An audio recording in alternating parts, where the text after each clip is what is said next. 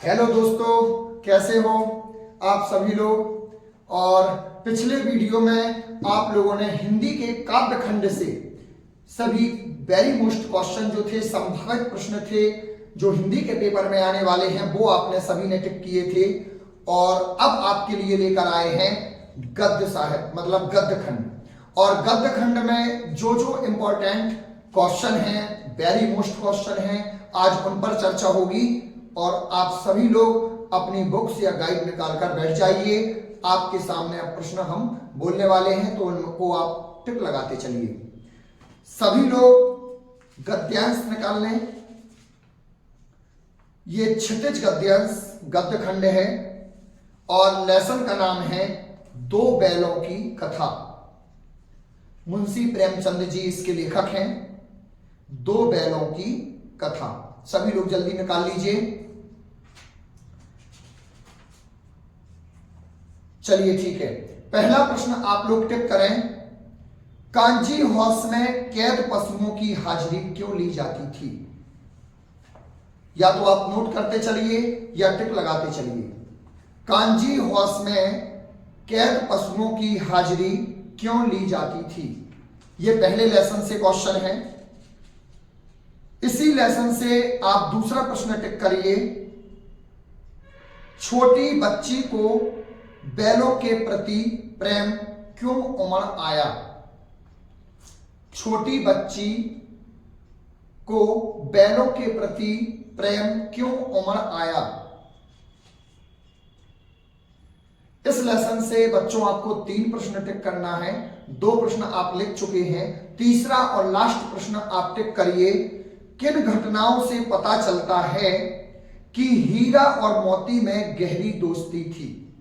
ये 3 प्रश्न आप इससे टिक करिए। मैं आशा करता हूं कि ये 3 प्रश्न निश्चित रूप से आपके पेपरों में पूछे जाएंगे। 3 में से कोई भी प्रश्न आपके पेपर में आ सकता है, तो आप इनको ध्यान से पढ़ के जाइएगा। और अब सभी बच्चे आ जाइए लिहाजा की ओर। लिहाजा की ओर दूसरा लेसन निकाल लीजिए। पार्ट 2 में आ जाए सभी बच्चे। इसमें आप लोग टिक करिए दूसरा प्रश्न। प्रश्न क्रमांक 2, उस समय के तिब्बत में हथियार का कानून न रहने के कारण यात्रियों को किस प्रकार का भय बना रहता था? फिर से सुनिए। उस समय के तिब्बत में हथियार का कानून न रहने के कारण यात्रियों को किस प्रकार का भय बना रहता था? चलिए अगला प्रश्न टिक करिए। अपनी यात्रा के दौरान लेखक को किन किन कठिनाइयों का सामना करना पड़ा? ये 2 प्रश्न आप लोगों ने टिक लगा लिए होंगे। और अब आगे बढ़िए और अब आ जाइए आप लोग तीसरे लेसन पर। तीसरे लेसन में आपको आना है उपभोक्तावाद की संस्कृति। तीसरे लेसन का नाम है उपभोक्तावाद की संस्कृति। चलिए इसमें आप टिक करें पहला प्रश्न। लेखक के अनुसार जीवन में सुख से क्या अभिप्राय है? लेखक के अनुसार जीवन में सुख से क्या अभिप्राय है? इसके बाद अगला प्रश्न टिक करिए इसी लेसन से। डबल वेरी मोस्ट है ये क्वेश्चन, बहुत ही इंपॉर्टेंट है। आप इसको ध्यान से याद करके जाइएगा। उपभोक्तावादी संस्कृति के क्या दुष्परिणाम सामने आ रहे हैं? उपभोक्तावादी संस्कृति के क्या दुष्परिणाम सामने आ रहे हैं? चलिए अगले लेसन पे आ जाइए। 4 लेसन। पार्ट 4 में आप टिक करें। पार्ट का नाम है सांवले सपने की याद। सांवले सपनों की याद। इस लेसन से आप टिक करिए। पहला प्रश्न टिक लगाइए। किस घटना ने सालिम अली के जीवन की दिशा को बदल दिया? किस घटना ने सालिम अली के जीवन की दिशा को बदल दिया और उन्हें पक्षी प्रेमी बना दिया? बहुत ही मोस्ट प्रश्न है ये, पेपरों में कई बार पूछा गया है। इस प्रश्न को भी आप ध्यान से देखें। इसके बाद एक प्रश्न आप और लगा लीजिए इसमें टिक। सालिम अली प्रकृति की दुनिया में एक टापू बनने की बजाय अथाह सागर बनकर उभरे थे, आशय स्पष्ट कीजिए। आपके पाठ में एक आशय स्पष्ट का एक टॉपिक होगा। इस टॉपिक में आप ग नंबर का जो टॉपिक है उसको आप टिक करिए। सालिम अली की प्रकृति की दुनिया में एक टापू बनने की बजाय अथाह सागर बनकर उभरे थे, आशय स्पष्ट कीजिए। चलिए अगले लेसन पे आ जाइए। पाठ का नाम है प्रेमचंद के फटे जूते, हरिशंकर परसाई लेखक हैं। इस लेसन में महत्वपूर्ण हम प्रश्न की बात करें तो आपका प्रश्न जो है वो आप पहला प्रश्न टिक करिए।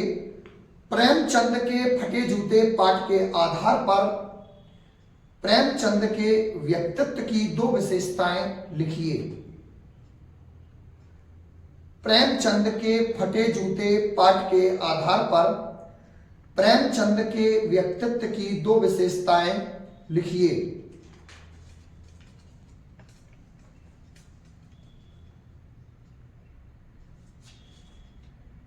रचना एवं अभिव्यक्ति पाठ से इसी लेसन से आप टिक करें। आपकी दृष्टि में वेशभूषा के प्रति लोगों में आज क्या परिवर्तन आए हैं, इस प्रश्न को भी आप टिक लगाएं। बहुत ही मोस्ट प्रश्न है, इसको भी आप ध्यान से देख लीजिएगा। चलिए अगले लेसन पे आ जाएं सभी बच्चे। पाठ का नाम है मेरे बचपन के दिन, महादेवी वर्मा जी इसकी लेखिका हैं। चलिए आगे बढ़ते हैं। इस लेसन से आपको पहला प्रश्न टिक करना है। लेखिका महादेवी वर्मा उर्दू फारसी क्यों नहीं सीख पाई?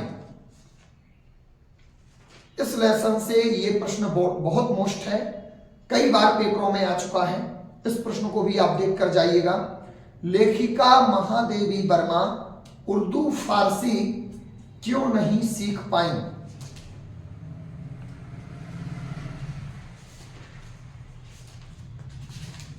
इस प्रकार ये आपके गद्य साहित्य के महत्वपूर्ण प्रश्न थे। और अब आपको टिक लगाना है लेखक परिचय। कौन कौन से लेखक परिचय आपके पेपर में आ सकते हैं, कौन कौन से कवि परिचय आपके पेपर में आ सकते हैं, तो अब इस पर चर्चा होगी। तो लेखक परिचय में अगर हम बात करते हैं तो लेखक परिचय में आप एक लगा लीजिए महादेवी वर्मा जी का। महादेवी वर्मा बहुत ही महत्वपूर्ण है। इस वर्ष में महादेवी वर्मा का जीवन परिचय पूछा जा सकता है। और दूसरे नंबर पे आप लगा लीजिए हरिशंकर परसाई। हरिशंकर परसाई जी का भी जीवन परिचय आने की संभावित प्रस्तावना है कि मतलब ये पूछा जा सकता है। दूसरे नंबर पे बच्चों आपको ये ध्यान रखना है कि जब भी आप जीवन परिचय पेपर में लिखते हैं तो उसमें कुछ हेडिंग लिखकर आती हैं, रचनाएं, भाव पक्ष, कला पक्ष या भाषा शैली, साहित्य में स्थान। अगर आप कवि परिचय दे रहे तो आपको भाव पक्ष, कला पक्ष लिखा जाता है, साहित्य में स्थान लिखा जाता है। लेकिन अगर आप लेखक परिचय लिख रहे हैं तो आपको रचना लिखना है, रचना के बाद आपको भाषा शैली लिखना है, साहित्य में स्थान लिखना है। लेकिन एक बात का जरूर ध्यान रखना है, कभी भी कोई भी बच्चा जीवन परिचय नहीं लिखेगा। इसकी जो शुरुआत होती है वो रचनाओं से होती है। कहां से होती है? रचनाओं से। जी हाँ, बिल्कुल सही सुन रहे हैं। अगर जो हमसे टॉपिक में पूछा जाता है हमें केवल उतने ही प्रश्नों का आंसर दिया जाता है। तो रचना दो आती है पेपर में, आप दो रचना याद करके जाइए, फिर आप भाषा शैली बना दीजिए, भाव पक्ष, कला पक्ष बना दीजिए। इस प्रकार आप जीवन परिचय दे सकते हैं। कई बच्चों की क्यूरीज रहती है, सर मैं जीवन परिचय याद करता हूं, मैं भूल जाता हूं, सर मैं क्या करूं? तो आपको बिल्कुल घबराने की जरूरत नहीं है। अगर कवि परिचय आता है तो आपको कवियों में आपको समझना है कि कोई भी कवि होता है बेटा तो उसकी कविता में निश्चित रूप से ओज गुण, प्रसाद गुण, माधर गुण मतलब शब्द शक्ति की विशेषता बतलाई जाती है।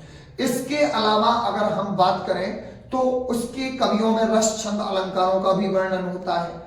तो आप लिख सकते हैं आपकी भाषा सरल एवं सहज है। आपकी भाषा में अलंकारों एवं रसों का वर्णन किया गया है। अगर मान लीजिए पेपर में आप भूल जाते हैं तो किसी भी रस का नाम या किसी भी अलंकार का नाम ना लीजिए आप। अगर आप अलंकार और रस का नाम नहीं लेते हैं तो निश्चित रूप से आप सही पाए जाएंगे। क्यों? क्योंकि अगर मान लीजिए उसने वीर रस का उदाहरण दिया है कवि ने और आपने श्रृंगार रस लिख दिया तो वो आपका गलत हो सकता है। इसीलिए आपको किसी भी रस का नाम नहीं लेना, किसी भी अलंकार का नाम नहीं लेना।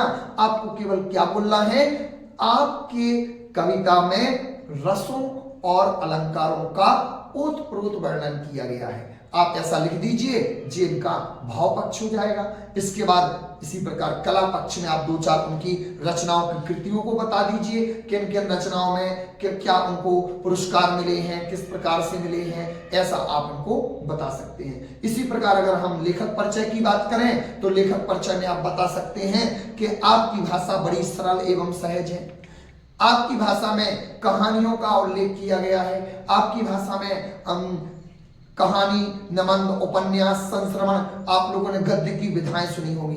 तो जो लेखक होते हैं इनके में अलंकार और रसों का वर्णन नहीं होता है। ये कहानी, उपन्यास, निबंधकार, जीवनी, आत्मकथा, संश्रवण, रेखा चित्र, ये जो मैं नाम बता रहा हूं इनसे इनका अध्ययन करके लेखक बनते हैं। और कवि पंक्तियों को, कविताओं को पढ़कर बनते हैं तो इनके में रस, छंद, अलंकारों का वर्णन होता है। ठीक है ना?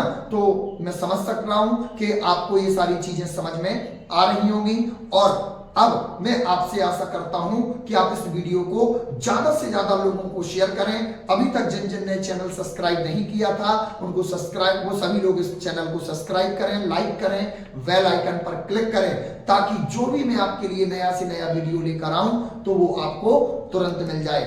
जय हिंद दोस्तों।